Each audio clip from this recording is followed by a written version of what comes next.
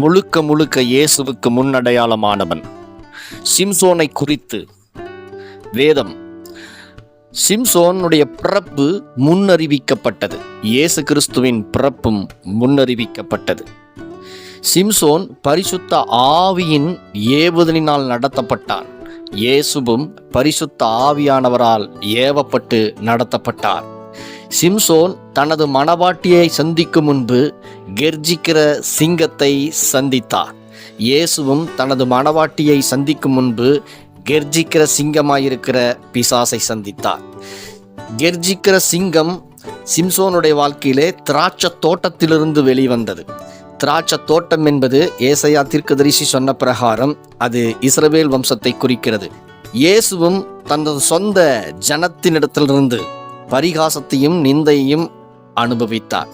சிம்சோன் மணவாட்டியை புறஜாதி பெண்ணாயிருக்கிற பெலிஸ்தியரிடமிருந்து ஏற்றுக்கொண்டார். இயேசுவும் தனது மணவாட்டியை புறஜாதியாயிருக்கிற நம்மை அவர் ஏற்றுக்கொண்டார். யூதர்கள் புறஜாதியை மணப்பது நியாயப்பிரமாணத்துக்கு எதிரானது.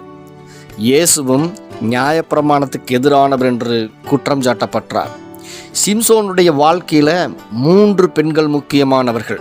அதில் 2 ஸ்திரீகள், ஒரு வேசி. இயேசு கிறிஸ்துவின் ஊழியத்திலும் 3 பெண்கள் முக்கியமானவர்கள். அதில் 2 ஸ்திரீகள், ஒரு வேசி. இந்த 3 நபர்களும் இயேசுவின் ஊழியத்தின் துவக்கத்திலே, ஊழியத்தின் காலத்திலே, ஊழியத்தின் முடிவிலே பரிமள தைலத்தை அவர் பாதத்தில் பூசி ஊழியத்திலே அவரை கனப்படுத்தினவர்கள். சிம்சோன் தனது சொந்த ஜனம் அவனை கட்டி பெலிஸ்தர்களிலே ஒப்படைத்தது.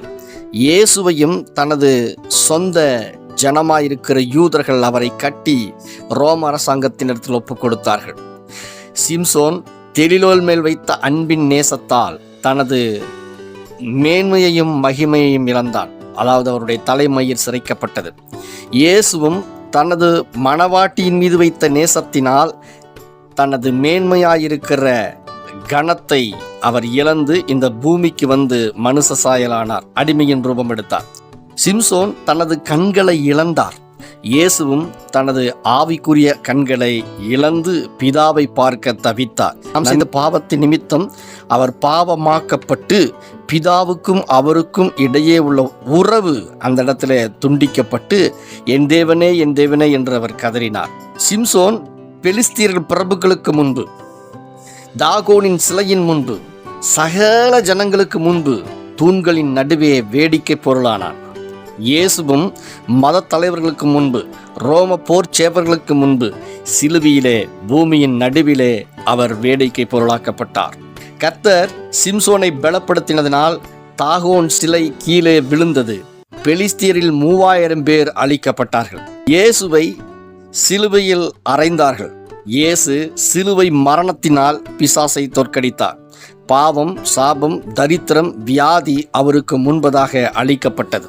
சிம்சோன் உயிரோடு இருக்கும்போது கொன்ற ஜனங்களை பார்க்கிலும் அவன் மரணத்தின் போது அவனுடைய சத்துருக்கள் அநேகர் அழிக்கப்பட்டார்கள். இயேசு உயிரோடு இருந்தபோது பிசாசுடைய ராஜ்யத்தை அழித்ததை விட அவர் மரணத்தில் பிசாசின் ஒட்டுமொத்த சாம்ராஜ்யமும் அழிந்தது. மரணத்துக்கு அதிகாரியாகிய பிசாசானவனை தனது மரணத்தினால் ஜெயித்தார் என்று எழுதப்பட்டிருக்கிறது. வேதத்தில் எந்த பரிசுத்தவானுக்கும் கிடைக்காத மேன்மை சிம்சோனுக்கு கிடைத்தது. ஏன்னு சொன்னால் தன் சொந்த ஜனத்துக்காக அவன் தன்னையே பலியாக்கினான். அதே போல இயேசு கிறிஸ்துவும் சகல ஜனங்களுக்காக தன்னையே பலியாக்கினார்.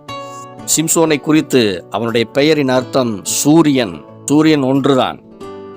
சிம்சோன் தன்னிகரற்றவன், தனி மனிதனாய் பெலிஸ்தருடைய கையிலிருந்து சகல ஜனங்கள், இஸ்ரவேல் ஜனங்களை அவன் மீட்டெடுத்தான். தன் ஜீவனை கொடுத்து மீட்டெடுத்தான். ஆண்டவராகிய இயேசு கிறிஸ்துவும் பெலிஸ்தர்களாயிருக்கிற வலு சர்பத்தினுடைய கையிலிருந்து தம்முடைய ஜனமாயிருக்கிற நம்மை அவர் தன் ஜீவனை கொடுத்து மீட்டெடுத்தார். ஸோ சிம்சோன் முழுக்க இயேசு கிறிஸ்துவுக்கு முன்னடையாளமானவன். சிம்சோனுக்குள் கிறிஸ்துவை பாருங்கள். சிம்சோனை வெறும் கண்ணோட்டத்தில் பார்த்தால் தவறாக சித்தரிக்கப்படுவான். சிம்சோனுக்குள் கிறிஸ்துவை பார்த்தால் சிம்சோனுடைய வாழ்க்கை அழகானது என்று புரியும். சிம்சோனை குறித்து கர்த்தர் அவனை மேன்மைப்படுத்தி இருக்கிறார். ஆமென்.